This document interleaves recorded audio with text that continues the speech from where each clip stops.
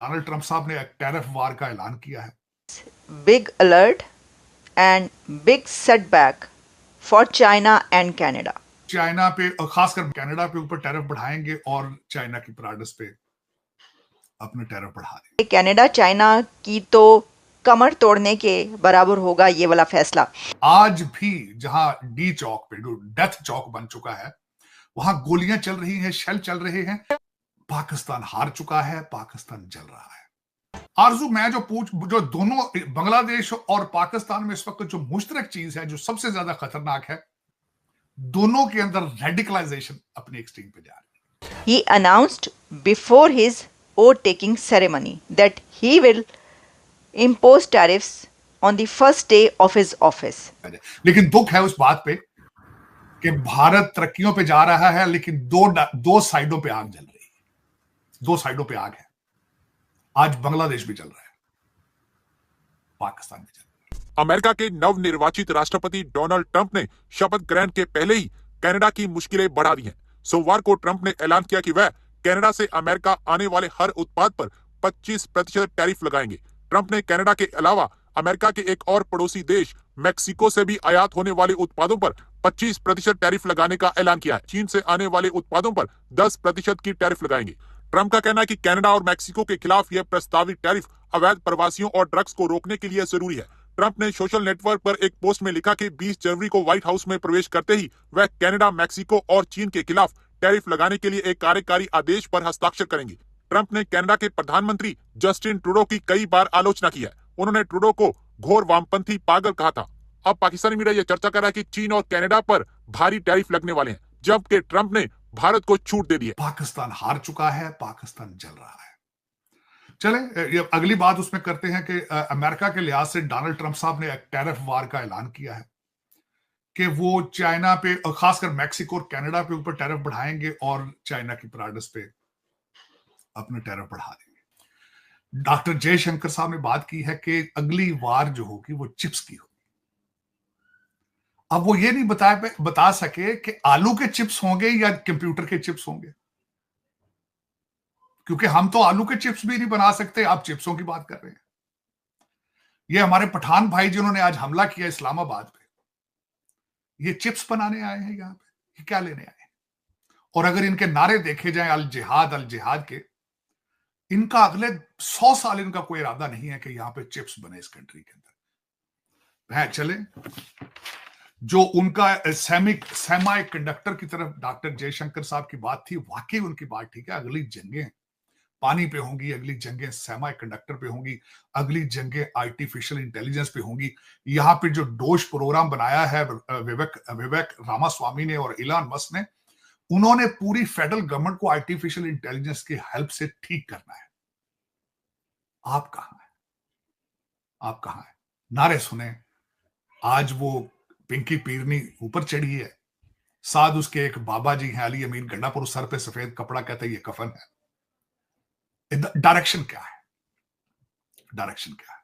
मुझे दुख है आज, मैं बल्कि भारतीयों से भी दुख का इजहार करना चाहूंगा, अफसोस करना चाहूंगा, क्योंकि मैं जाती तौर पे अगर देखा जाए हम सारे भारतीय हैं, हम इंडियन हैं सारे। क्यों इंडियन है? इंडस वैली के बच्चे हैं। इंडस वैली कहां है? इंडस वैली पाकिस्तान से गुजर रही है। इंडस रिवर क्या है? पाकिस्तान से गुजर रही है। हम सारे इंडियन हैं अगर देखा जाए। लेकिन दुख है उस बात पे कि भारत तरक्कियों पे जा रहा है, लेकिन दो साइडों पे आग जल रही है। दो साइडों पे आग है। आज बांग्लादेश भी जल रहा है, पाकिस्तान भी जल रहा है। सर एशिया कप तो खत्म हो गया, फिर इसका मतलब है जो ये लड़े जा रहे थे नहीं अब नहीं हो सकेगा। नहीं ऐसे नहीं होगा। एशिया ने वो चाइना के दरवाजे पे आगे लगी है, क्या वो उनकी तरक्की रुक गई थी? भारत की तरक्की आप क्या समझते हैं कि वो रुक जाएगी?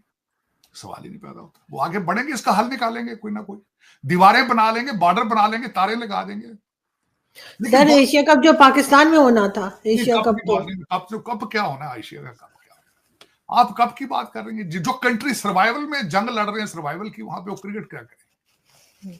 बल्कि मेरी तो रिकमेंडेशन है इनको स्पोर्ट्स बैन कर देनी चाहिए यहां। आरजू मैं जो दोनों बांग्लादेश और पाकिस्तान में इस वक्त जो मुश्तरक चीज है, जो सबसे ज्यादा खतरनाक है, दोनों के अंदर रेडिकलाइजेशन अपने एक्सट्रीम पे जा रही है। रेडिकलाइजेशन वहां पे हिंदुओं का उन्होंने जीना बंद कर दिया बांग्लादेश के अंदर। आज वहां पे उनके जो एक रिलीजियस थे, पुजारी थे उसके मंदिर के, उनके ऊपर केसेस हैं, दास साहब, और उनको छोड़ा नहीं जा रहा है। और दूसरा चलाने वाला कौन है, जो कि नॉन इलेक्टेड है, इलेक्शन की बात ही नहीं अभी तक कर रहा है। और एज उसकी क्या है, 84 साल। 84 साल का बंदा तो वैसे ही उसके हालात खराब हो जाते हैं डेमेंशिया की वजह से। और कल परसों खबर चल रही है, पता नहीं किसी ने चलाई है, कि उनकी बच्ची जो है। Trump announced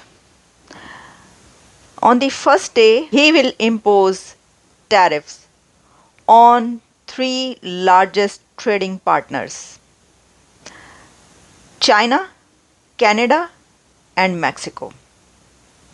So this is big alert and big setback for China and Canada. President-elect Donald Trump on Monday pledged big tariffs on the United States' 3 largest trading partners, Canada, Mexico, and China.